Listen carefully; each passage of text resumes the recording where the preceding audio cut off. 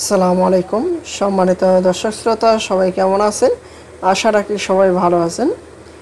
আজকে আপনাদের মাঝে যে বিষয়টি নিয়ে আলোচনা করব সেটি হচ্ছে এমপিওভুক্ত শিক্ষক কর্মচারীদের বাড়ি ভাড়া নিয়ে বড় সুখবর।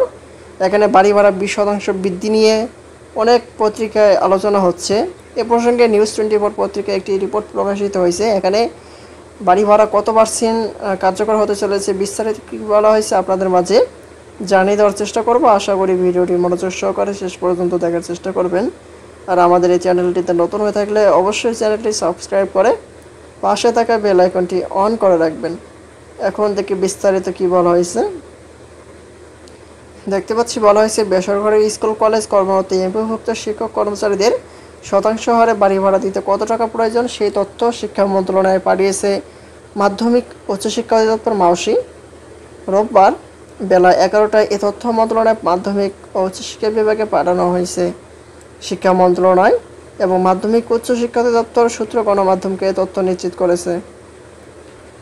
ব্যয় বিবরণীতে বলা হয়েছে শিক্ষা প্রতিষ্ঠানের এমপিওভুক্ত শিক্ষক কর্মচারীদের বাড়ি ভাড়া শতকরা হারে দেওয়ার বিষয়ে সিদ্ধান্ত গ্রহণের জন্য মূল বেতনের শতকরা 20% মূল বেতনের শতকরা 20% কথা বলেছে এবং শতকরা 15% ন্যূনতম 2000, ন্যূনতম 3, আবার 2000 কথা বলছে 10%, আবার 5% ন্যূনতম 2000।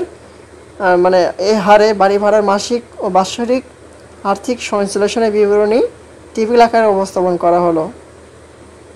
আর এমন পরিস্থিতিতে বেসরকারি শিক্ষা প্রতিষ্ঠানে এমপিওভুক্ত শিক্ষক কর্মচারীদের বাড়ি ভাড়া শতকরা হারে দেওয়ার বিষয়ে সিদ্ধান্ত গ্রহণের জন্য আর্থিক সংশ্লেষণের বিবরণী পরবর্তী প্রয়োজনীয় কার্যার্থে নির্দিষ্ট কর্মে পাঠানো হলো।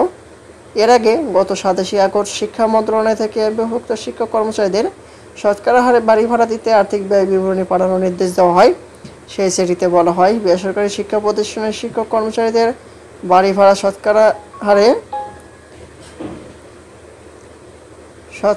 প্রদানের বিষয়ে সিদ্ধান্ত গ্রহণের জন্য শতকরা 20%, ন্যূনতম 3000 টাকার নিচে নয় এবং শতকরা 15% ও 10%, ন্যূনতম 2000 টাকার নিচে নয় হারে বাড়ি ভাড়া ভাতা দেওয়ার মাসিক ও বাৎসরিক আর্থিক সংশ্লেষণ বিবরণী স্ল্যাব বা টেবিল আকারে প্রস্তুতপূর্বক পাঠানোর জন্য বলা হলো। এখানে তাই বলা হয়েছে। আর প্রসঙ্গত এমপিওভুক্ত শিক্ষক কর্মচারীরা যত বেতন স্কেল অনুযায়ী বেতন পান তারা মূল বেতনের সঙ্গে 1000 টাকা বাড়ি ভাড়া ও 500 টাকা চিকিৎসা ভাতা পান। এমপিওভুক্ত শিক্ষকরা আগে বছরে 25% হারে দুটি উৎসব ভাতা পেলেও মে মাসে বাড়িয়ে মূল বেতনের 50% করা হয়। এর বাইরে এমপিওভুক্ত শিক্ষক কর্মচারীরা বছরে মূল বেতনের 20% হারে বৈশাখী উৎসব ভাতা পান। এই হচ্ছে শিক্ষকদের বাড়ি ভাড়া বিষয়ে সর্বশেষ আপডেট। আজকের মতো এই পর্যন্ত। সবাই ভালো থাকবেন, সুস্থ থাকবেন।